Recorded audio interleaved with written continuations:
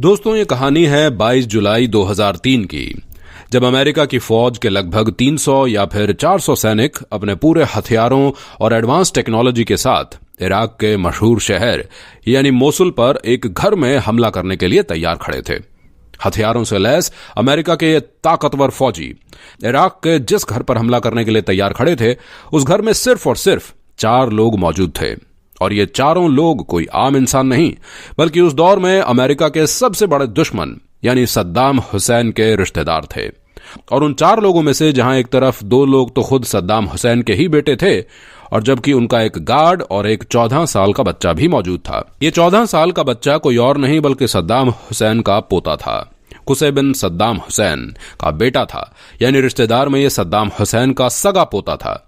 दोस्तों, अमेरिका की फौज इन 4 लोगों को लंबे वक्त से तलाश कर रही थी, लेकिन एक खुफिया मकान में छुपे होने की वजह से अमेरिका की फौज इनको चाहकर भी ढूंढने में नाकाम रही। और आखिरकार अपने ही एक इंसान की जासूसी की वजह से अब अमेरिकी फौजी ये पता लगाने में कामयाब हो गए थे कि ये लोग अब किस जगह पर छिपे हुए हैं।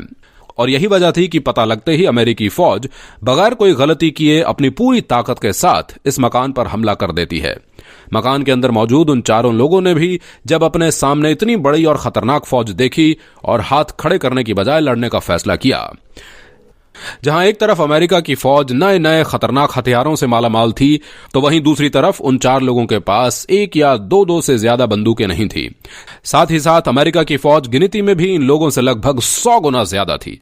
लेकिन इसके बावजूद भी इन 4 लोगों ने हार नहीं मानी और एक लंबे वक्त तक दोनों तरफ से खतरनाक गोलीबाजी होती रही। और आखिरकार एक लंबी लड़ाई के बाद इन 4 लोगों में से 2 बड़े लोग यानी 2 सीनियर लोगों ने, जो कि सद्दाम हुसैन के सगे बेटे थे, वो दोनों ही अपनी जिंदगी गंवा बैठे। और उन दोनों के खत्म हो जाने के बाद अमेरिकी फौज से लड़ने की जिम्मेदारी बचे हुए एक गार्ड और एक 14 साल के बच्चे पर आ गई थी। और इन दोनों को ही उस अमेरिकी फौज से मुकाबला करना था। लेकिन दोस्तों, कुछ वक्त के बाद बचे हुए उन 2 लोगों में से एक गार्ड की मौत हो गई। अब उसकी वजह से अब उस घर में सिर्फ और सिर्फ एक 14 साल का बच्चा ही रह गया था, जो रिश्ते में सद्दाम हुसैन का सगा पोता था। लेकिन दोस्तों, ऐसे हालात में कोई भी 14 साल का होता तो शायद खौफ और डर की वजह से अपनी जान गंवा बैठता। लेकिन सद्दाम हुसैन का ये पोता, जिसको पूरी दुनिया मुस्तफा हुसैन के नाम से जानती है, उसने ऐसी हालत में ऐसा काम किया और ऐसी बहादुरी दिखाई, और जिसकी वजह से वो इतिहास में हमेशा हमेशा के लिए मशहूर हो गया।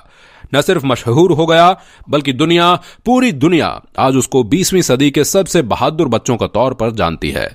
लेकिन आज के दौर में उसको 20वीं सदी का सबसे बहादुर और सबसे निडर बच्चा माना जाता है, क्योंकि मुस्तफा हुसैन ने अपने तीनों साथियों के खत्म हो जाने के बाद भी उस खतरनाक और बड़ी फौज से कई घंटों तक अकेले मुकाबला किया, और अमेरिका की उस ताकतवर फौज की लाख कोशिशों के बाद भी उसे इस घर में दाखिल नहीं होने दिया था।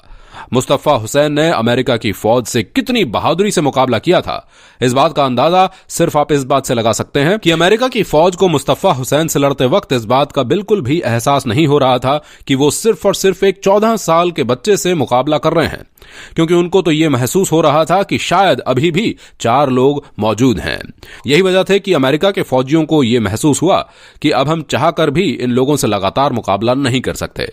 तो उन्होंने इस घर को पूरी तरह से घेरने का फैसला किया और इस घर के ऊपर टैंक के जरिए से हमले करना शुरू कर दिया था। और इसलिए उन हमलों की वजह से सद्दाम हुसैन का सिर्फ 14 साल का वो पोता यानी मुस्तफा हुसैन भी अपनी जान गंवा बैठा और हमेशा हमेशा के लिए हमारी इस दुनिया को अलविदा कह गया। लेकिन दोस्तों, ऑपरेशन के पूरा होने के बाद जब अमेरिका के फौजियों को इस बात का पता लगा कि हम लोग सिर्फ और सिर्फ एक 14 साल के बच्चे से मुकाबला कर रहे थे, तो वो लोग ये सुनकर हैरान हो गए। न सिर्फ वो लोग, बल्कि उस दौर के ही नहीं, बल्कि पूरी दुनिया के होश उड़ गए थे।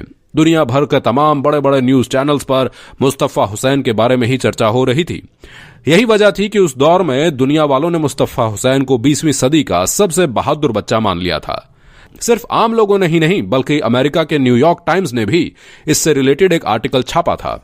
रॉबर्ट नाम के एक राइटर ने लिखा था कि अगर ये बच्चा हमारे देश में होता तो हम इस बच्चे का इस देश में स्टैचू बनवाते, और न सिर्फ एक स्टैचू बनवाते बल्कि बार बार और हर जगह ये याद भी दिलाते रहते, क्योंकि आने वाले लोगों के लिए ये बच्चा बहादुरी की एक मिसाल बन चुका है।